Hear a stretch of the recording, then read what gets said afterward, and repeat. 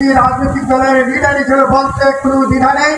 এদেশের রাজনীতিক ক্ষেত্রে যখন ব্যর্থ হয়েছে, পলিটিক্যাল দলগুলি যখন ব্যর্থ হয়েছে, কোনো কর্মসূচি নিয়েই যখন এই সরকারের পতন ঘটানো সম্ভব ছিল না, তখন এদেশের ছাত্র জনতাই এই সরকারের পতন ঘটিয়েছে এবং এটা আল্লাহ কাছে মেহরবানি। এই জন্য আমি বলবো, যে সমস্ত ছাত্ররা আহত হয়েছেন তাদেরকে উজ্জীবিত করতে হবে, তাদেরকে অনুপ্রেরণা দিতে হবে। যারা শহীদ হয়েছে তাদের আমাদের প্রেরণা। আমি যেদিন 5 তারিখ আমি দুইটা শ্রদ্ধায় ভিডিও বলেছিলাম আর বলছিলাম, আল্লাহ এই আন্দোলনে আমার কোনো সফলতা নাই, আমার কোনো অংশগ্রহণ নাই, কিন্তু যে শিশুটি মারা গেল, যে মেয়েটি মারা গেল, যে ভাইটি বেড়ে গেল, যার পা চলে গেল, যার হাত চলে গেল, তার জন্য কি আমার কিছু করার নেই? কি বলেন আপনারা, কি বলেন? তাদের জন্য আমাদের অনেক কিছু করার আছে। যারা আহত হয়েছে তাদেরকে সহমর্মিতা করান, তাদের চিকিৎসা করান। জামাত ইসলামী বাংলাদেশ গতকালকে কালিয়াকৈরে 7টি ফ্যামিলিতে দেখা করেছে।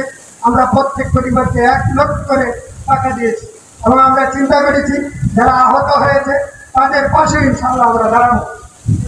জামাত এই সমাজ কল্যাণমূলক কাজই করে।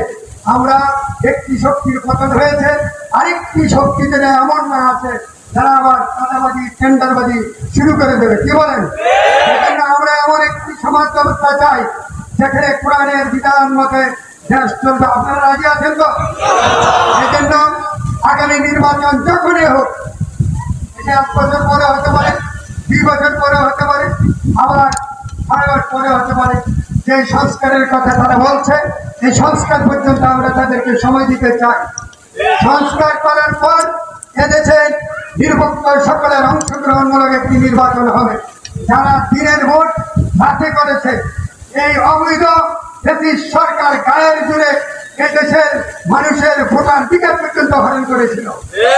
শুধু তাই, একটি ম্যানেজিং কমিটির নির্বাচন, বাজারের নির্বাচন, সব নির্বাচন দলীয়করণ করে দিয়েছিল। আল্লাহ তাআলা দিয়েছেন। আমরা এই সরকারের এতটুকু বলতে পারি, তারা একটি পরিবেশ করে, সুন্দর একটি পরিবেশে সকলের অংশগ্রহণমূলক একটি নির্বাচন হবে।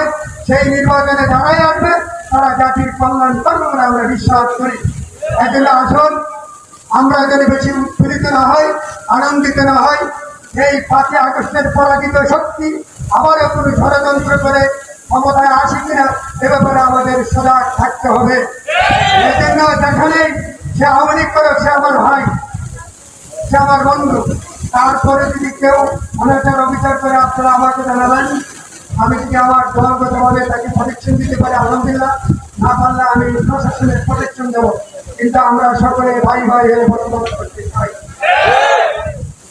যে যে দল করে করবে, কিন্তু সকলের মত প্রকার যেন প্রকাশ করতে পারে। কিন্তু দুঃখজনক হলে সত্য, গত 15টি বছর মানুষের মত প্রকাশের কোন স্বাধীনতা ছিল না। বিশেষ করে এদেশের আলেম সমাজ, তাদেরকে কণ্ঠ চেপে ধরা হয়েছিল। হক কথা পর্যন্ত তারা বলতে পারে নাই, কোরআনের কথা বলতে পারে নাই।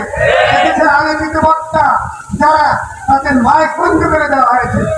আমরা আশা করব আলেম ওলামা যারা আছেন তারা প্রাণ খুলে আল্লাহর পক্ষ থেকে যে কোরআন এসছে, কেন আসছে, কোন কারণে আসছে, এই কথাগুলি যেন মানুষের সামনে দিল খুলে বলতে পারে।